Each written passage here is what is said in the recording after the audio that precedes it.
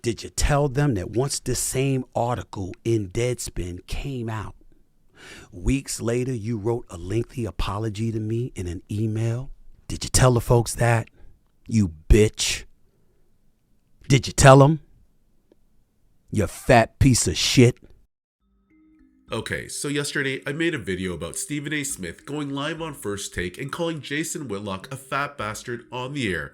While he didn't call him out by name, we all knew who he was talking about. This was all in response to Whitlock, who publicly called out Stephen A. and accused him of being an industry plant and questioned the authenticity of his memoir.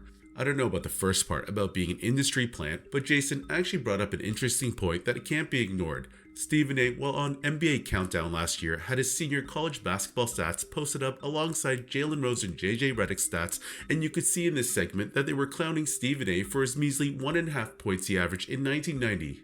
It's our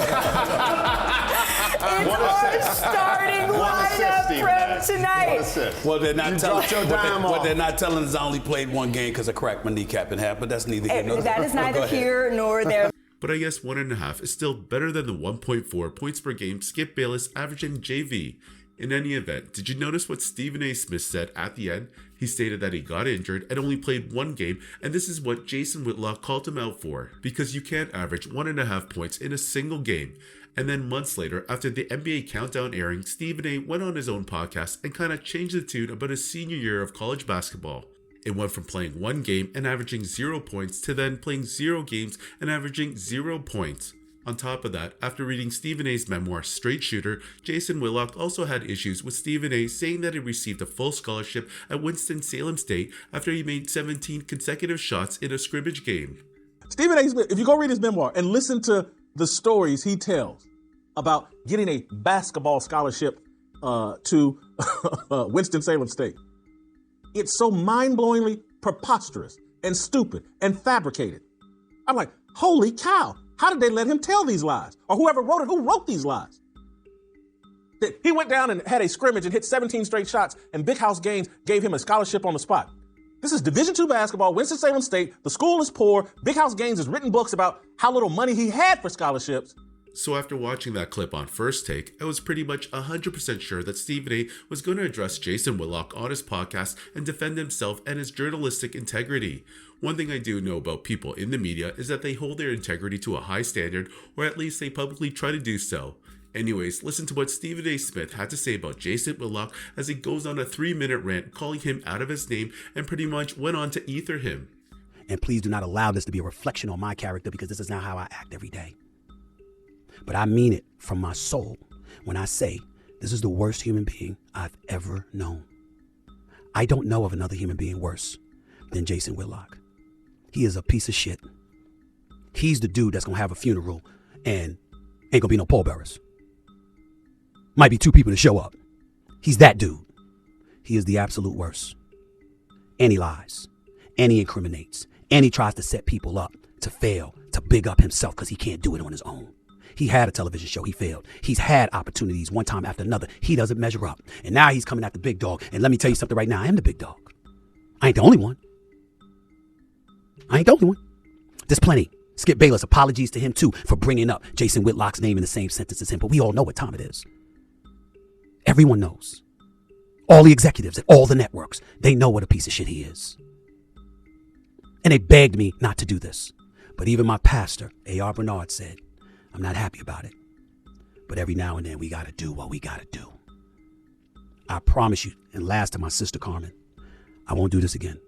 I promise you. I know you cringing. You didn't want me to do this. I'm sorry, sis. It was necessary. He's a sorry, fat piece of shit. A no of the worst order. That's who he is.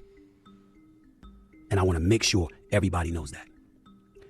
And I said to Isaiah Thomas, and I said to Dan Lebertard, if you care anything about our friendship, don't ever call me about him again. I'm a very forgiving person. Not with him. I don't care what beef I had. I don't care how many of you out there that hate me, whatever former athletes, all this stuff. Man, please, I'm sorry. Because I certainly don't hate y'all. We might have our differences from time to time, but it ain't never that. This is the exception. I hate this bastard. Not even, far more than a little bit. He is the worst human being any of you will ever meet. You get within a mile of his presence. Wrap your arms around yourself to protect your soul. He is Cain. He is a devil. The worst. That's all I have to say. Y'all have a nice day. I'm going to go about my business. I will not speak about this piece of shit again. Okay, so that was Stephen A's response, and he literally went in on Jason Whitlock here, calling him the worst human being in the world and a piece of shit. On top of that, he basically called him out, saying everyone in the industry knows this, and that Jason is the one person in the world he would refuse to ever befriend. So Jason finally reacted to this video, and here's what he had to say on Twitter. Could you imagine being a journalist covering sports media and the highest profile guy at ESPN writes a book full of fabrications and exaggerations, and you're too afraid to address the fact that the guy spent an hour cussing and name calling and never addressing any of the obvious questions about the truth of his memoir? Get off your knees, Andrew Marchand. And then he followed that tweet up with, I knew Stephen A was limited. I didn't know he was this limited. I'm starting to feel sorry for him. I beat up a baby seal. Okay, so I have no issues with Stephen A addressing and calling out Jason Whitlock like this, especially after all the shit Jason said about him. In fact, I liked it. Fuck it. If you're gonna call me out, don't be surprised when I do the same.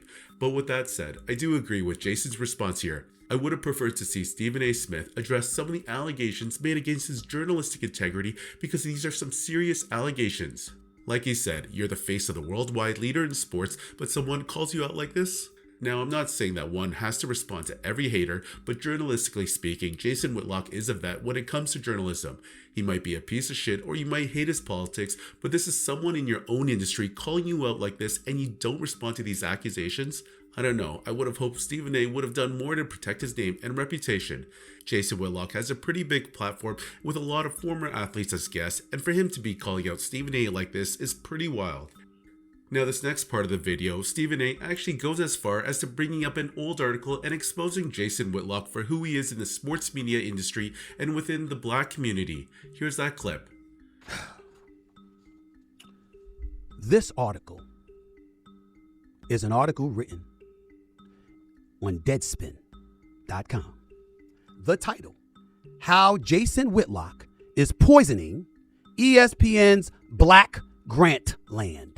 Because remember, Bill Simmons, who's now at Spotify doing a great job, obviously had Grantland at ESPN, and upon his departure, Jason Whitlock was supposed to take up the mantle and create a black website for folks. This article was written by a Greg Howard, published on April 27th, 2015. The same Jason Whitlock that said he's seen my writing, the same Jason Whitlock that implied that I couldn't write, the same Jason Whitlock that said that I'm lying. This staff, the one Whitlock was praising by way of warnings that if the writers and editors wouldn't align with his vision, he would get rid of them, was not the one Whitlock wanted. The Undefeated, because that was the name of the title before it ultimately became Andscape. The Undefeated was originally meant to attract the best and brightest young black talent in the country, with Whitlock's aim set so high that he at one point seriously tried to recruit the Atlantic's Ta-Nehisi Coates, the sharpest cultural commentator in the business today. As things worked out, though, those young writers comprehensively refused to work with him. So did big-name ESPNers like Howard Bryant, Jamel Hill, and Stephen A. Smith. I couldn't write, huh? While you were on Blaze TV, spewing that bullshit to people. Did you tell them that? Did you tell them how you stood outside of First Take begging me to talk to you? Did you tell them that once the same article in Deadspin came out, weeks later you wrote a lengthy apology to me in an email, begging me to forgive you, pointing out how you were betrayed by this particular writer, so you know how I must feel that you betrayed me? Did you tell the folks that, you bitch? Did you tell them? You fat piece of shit. Did you tell them that? Got the names. We got Jamel Hill. We got Howard Bryant. You want me to bring up the other writers that wouldn't work for you? Why it took you nearly 2 years to get an article out? Because you ran that shit so bad you were running it into the ground? What a disgrace you were to John Skipper, the former boss of ESPN? Or the host of others? You want me to talk about that? Because I got receipts. I got the email. Want me to talk about that? Okay, so this was pretty interesting. I remember Grantland was some sort of website ESPN operated, but nothing else aside from that. Stephen A. Smith saying that none of the black writers wanted to work with Jason does not shock me. Jason Whitlock is a pretty divisive individual generally speaking, but within his own community, he is pretty much one of the most hated individuals I can think of. I don't have any issues with him. In fact, there's a lot of stuff that I agree with him on and a lot that I don't. I totally could understand wise people don't really mess with him, so none of this stuff is really news to me. With that said, I'm pretty sure Whitlock is going to respond back to this, and hopefully Stephen A will have all the receipts he's claiming to have. Anyways, what do you guys think about this whole drama between these two? Should Stephen A. Smith have addressed the accusations made by Whitlock, or would that have just empowered him more?